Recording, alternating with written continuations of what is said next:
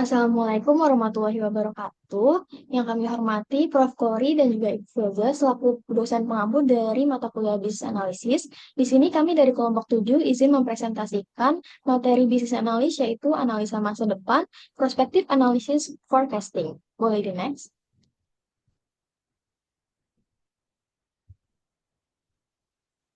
Baik, berikut ini merupakan anggota dari kelompok kami. Ada Anggi Agnesia Siagian, ada saya sendiri Ratu Ramala Tufahati, kemudian ada Risma Dwiana Hendita, dan juga ada Sekar Puspita Anjani. Boleh di next? Baik, kita akan masuk ke dalam materi yang pertama, yaitu untuk keseluruhan dari peramalan. Boleh next? Nah, seperti teman-teman dan rekan-rekan yang bisa lihat di layar, jadi pengertian dari peramalan itu di sini ada pendapat dari dua ahli, yang pertama dari Elwood dan kedua itu dari J. Hazer dan juga Barry Render. Boleh next? Jadi forecasting di dalam konteks ini itu adalah sebuah proses peramalan dalam analisis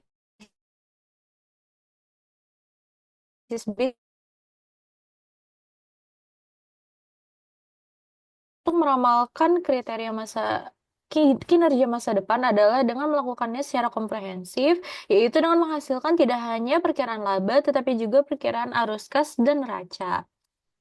Nah, di sini tuh selanjutnya ada beberapa fungsi peramalan atau forecasting dari berbagai pihak. Yang pertama itu fungsinya untuk manajer adalah peramalannya itu untuk merumuskan rencana bisnis dan memberikan target kinerja. Berikutnya untuk analis, di sini mereka itu memerlukannya untuk membantu mengkomunikasikan pandangan mereka tentang prospek perusahaan kepada investor. Dan yang terakhir itu teruntuk pada para kreditur atau pihak perbankan, mereka itu membutuhkan forecasting untuk menilai kemungkinan pengembalian pinjaman oleh debitur. Next. Nah, selanjutnya untuk melakukan cara yang paling praktis untuk melakukan peramalan itu adalah kita itu harus berfokus pada yang namanya itu condensed financial statement atau laporan keuangan yang ringkas daripada kita itu berfokus pada laporan keuangan yang rinci. Nah, di sini tuh ada pengertian dari condensed financial statement yang bisa teman-teman baca dan dia itu terdiri dari tiga komponen yaitu laporan laba rugi, neraca, dan arus kas. Nah, laporan laba rugi sendiri itu terdiri dari pendapatan laba operasi bersih setelah pajak, beban bunga bersih setelah pajak, laba atau rugi. Kemudian neraca sendiri itu terdiri dari modal kerja operasional, aset operasional, non lancar bersih, investasi, non operasional, utang, ekuitas pemegang saham, dan modal yang diinvestasikan. Selanjutnya itu arus kas, itu terdiri dari keuntungan atau kerugian, laba operasi bersih setelah pajak, perubahan modal kerja operasi, perubahan aset tidak lancar bersih, dan terakhir itu ada perubahan utang. Boleh next? Kemudian kita akan masuk ke dalam langkah-langkah dalam proses peramalan. Next. Langkah-langkahnya sendiri ada tiga. Yang pertama itu adalah memprediksi perubahan lingkungan dan faktor khusus perusahaan. Jadi dalam peramalan itu kita tuh harus menilai yang pertama kali itu bagaimana lingkungan ekonomi perusahaan seperti kondisi ekonomi makro dan daya saing industri akan berubah di tahun-tahun mendatang dan bagaimana perusahaan telah mengindikasikan untuk menanggapi perubahan tersebut. Selanjutnya itu kita akan menilai hubungan antara langkah pertama dan kinerja keuangan. Nah, setelah kita nilai bagaimana perubahan masa depan tersebut akan ditafsirkan ke dalam tren kinerja keuangan, langkah kedua ini tuh bergantung pada analisis keuangan, misalnya pertumbuhan ekonomi, persaingan harga, dan harga input. Next. Lalu yang terakhir itu adalah peramalan ringkasan laporan keuangan. Jadi berdasarkan hasil dari langkah 1 dan 2, kita itu dapat membuat perkiraan baris item dalam ringkasan laporan keuangan perusahaan. Berikutnya kita baru akan mendapatkan gambaran jelas tentang performa dan juga profit perusahaan di masa depan. Next. Selanjutnya saya akan menjelaskan mengenai analisis kinerja titik awal. Boleh next slide. Analisis kinerja titik awal adalah langkah-langkah dan pertimbangan mendasar yang harus dilakukan sebelum proses peramalan yang sebenarnya dimulai. Titik awal menawarkan wawasan tentang bagaimana jumlah tertentu seperti penjualan atau pendapatan diharapkan berperilaku tanpa informasi terperinci. Boleh next slide. Nah, komponen yang pertama ini ada perilaku pertumbuhan penjualan. Pertumbuhan penjualan cenderung mean reverting atau kembali ke rata-rata. Ini berarti bahwa perusahaan yang mengalami pertumbuhan penjualan di atas rata-rata atau di bawah rata-rata cenderung kembali ke tingkat normal yang khas dari waktu ke waktu. Biasanya dalam waktu 3 hingga 10 tahun. Nah, faktor pendorong mean reverting ini ada kejenuhan pasar atau saat di mana permintaan pasar mencapai titik maksimal dan persaingan industri. Next slide. Lalu selanjutnya ada perilaku laba dan return of equity. Laba cenderung mengikuti pola yang dapat diperkirakan dengan random walk atau random walk with drift. Hal ini dimaksudkan bahwa pendapatan tahun sebelumnya adalah titik awal yang baik dalam mempertimbangkan potensi pendapatan di masa depan. Sementara laba sebelumnya berfungsi sebagai tolok ukur yang berguna untuk laba di masa depan, hal yang sama tidak selalu berlaku untuk ukuran pengembalian investasi seperti ROE. Hal tersebut didorong oleh dua alasan. Alasan pertama adalah perusahaan dengan ROE yang sangat tinggi atau rendah cenderung mengalami penurunan atau peningkatan laba berikutnya. Lalu perusahaan dengan ROE yang lebih tinggi cenderung memperluas basis investasi mereka lebih cepat menyebabkan ROE meningkat. The next slide. Lalu yang terakhir ada perilaku komponen ROE. Perilaku ROE dapat dianalisis lebih jauh dengan melihat perilaku komponen utama ROE. ROE didapatkan dari persamaan seperti berikut. Nah, dari persamaan tersebut dapat disimpulkan bahwa ROE dipengaruhi oleh operating ROE dan juga penggunaan utang atau financial leverage. Jika operating ROE lebih tinggi dari tingkat bunga setelah pajak, maka penggunaan utang akan meningkatkan ROE. Boleh next slide.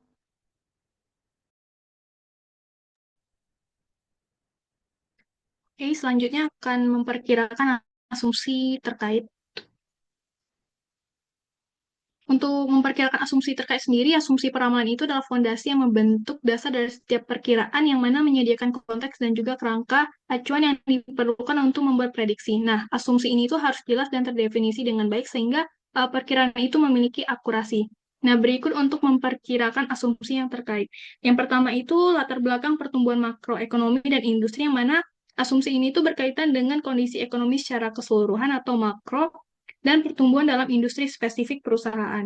Nah, selanjutnya ada pertumbuhan pendapatan yang mana asumsi ini tuh merupakan perkiraan atau prediksi tentang seberapa besar pendapatan atau penghasilan suatu perusahaan akan meningkat dalam periode tertentu.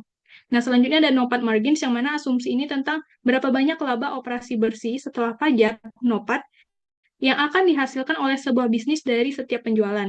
Nah, margin NOPAT itu adalah rasio yang membandingkan NOPAT dengan pendapatan dan dinyatakan dalam persentase. Nah, selanjutnya ada modal kerja terhadap pendapatan yang mana ini tuh merupakan asumsi sebuah perkiraan atau prediksi mengenai seberapa banyak sih modal kerja yang dibutuhkan perusahaan untuk menghasilkan setiap unit pendapatan atau penjualan. Nah, selanjutnya ini ada aset tidak lancar terhadap pendapatan yang mana asumsi atau perbandingan antara aset tidak lancar, non-current asset terhadap pendapatan, yaitu revenue, yang dapat memberikan gambaran tentang bagaimana perusahaan ini tuh menggunakan aset jangka panjangnya untuk menghasilkan keuntungan. Nah, selanjutnya ada investasi non-operasional yang mana asumsi ini mengenai investasi yang tidak secara langsung terkait dengan kegiatan operasional inti bisnis. Dan asumsi yang sering digunakan dalam analisis investasi non-operasional ini tuh meliputi asumsi mengenai tingkat pengembalian investasi, risiko investasi, dan juga potensi perubahan nilai aset yang diinvestasikan.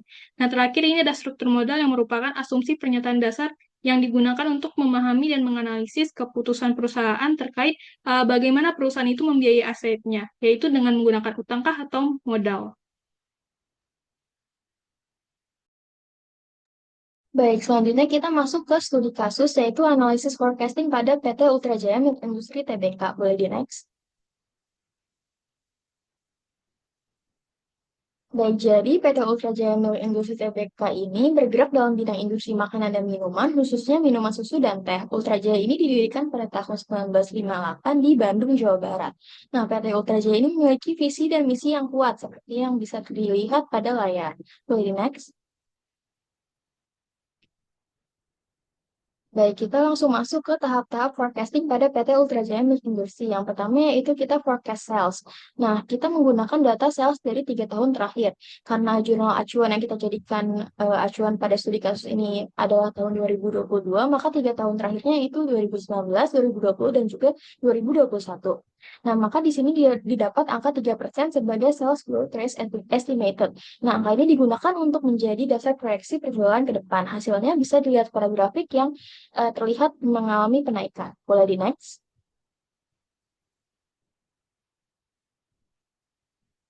Baik, tahap selanjutnya kita forecast aset turnover. Sama seperti tadi, kita menggunakan data aset turnover pada 3 tahun terakhir. Nah, di sini kita dapat angka 83%. Dari angka ini kita gunakan untuk mencari net operating asset, yaitu rumusnya penjualan dibagi aset turnover. Nah, hasil perhitungannya dapat dilihat pada grafik yang mengalami penaikan juga. Boleh di next? Baik, selanjutnya kita menghitung forecast profit margin. Kita sama juga menggunakan data profit margin dari 3 tahun terakhir, yaitu kita dapat angkanya 17%. Nah, angka ini kita gunakan untuk mencari net operating profit after tax, yang rumusnya adalah penjualan dikali profit margin. Nah, hasil perhitungannya dapat kita lihat di grafik yang mengalami penaikan. Boleh di next. Selanjutnya kita kalkulasi free cash flow. Nah, untuk menghitung free cash flow, kita terlebih dahulu menghitung change in NOA atau net operating asset. Selanjutnya baru kita kalkulasi free cash flow seperti rumus yang ada di layar. Nah, hasilnya di sini cenderung stabil namun sedikit mengalami kenaikan. Boleh di next. Baik, selanjutnya kita masuk ke tahap selanjutnya yaitu forecast net dividend payout. Perhitungan ini menggunakan perhitungan aritmatika untuk menentukan besaran forecastnya. Nah, dan menghitung persentase dari dividen yang dibayarkan terhadap NOPAT. Di sini mendapat hasil yaitu 33% sebagai persentase dividen payout. Lalu selanjutnya kita calculate net payment to debt holders. Nah, setelah mengetahui nilai yang tadi, selanjutnya kita menghitung nilai pembayaran bersih kepada para pemegang hutang. Rumusnya yaitu free cash flow dikurang dividen. Di sini kita dapat hasil yang terlihat pada grafik yaitu cukup stabil. Boleh di next. Selanjutnya kita forecast cost of debt and debt balance, yaitu kita mencari net financial expense after tax, kemudian setelah itu kita menghitung leverage-nya dengan rumus yang ada tertera di layar. Nah, berdasarkan forecasting diperkirakan bahwa leverage perusahaan akan terus mengalami penurunan. Boleh di next. Selanjutnya kita calculate comprehensive income. Nah, rumusnya yaitu NOPAT dikurang NFEAT. Nah, berdasarkan hasil forecasting, maka pendapatan komprehensif perusahaan diperkirakan akan mengalami kenaikan secara bertahap dalam 3 tahun ke depan. Boleh next? Oke, tahap terakhir kita calculate equity. Nah, di sini ada dua perhitungan. Yang pertama bisa dengan aset dikurang liabilitas, lalu yang kedua dengan ekuitas awal ditambah comprehensive income dikurang dividen. Nah, di sini kita dapat selisih di tahun 2020 itu sama dengan 0, dan di tahun 2021 adalah 7,78 triliun. Maka kita masuk ke kesimpulan dari studi case kita.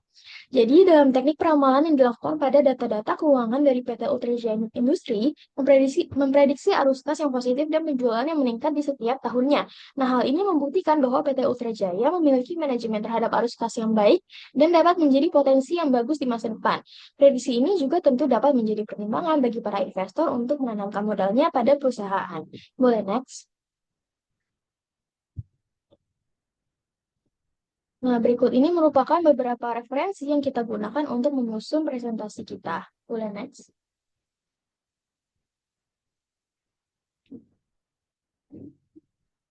Baik, sekian presentasi dari kelompok kami. Kurang lebihnya mohon maaf. Wassalamualaikum warahmatullahi wabarakatuh.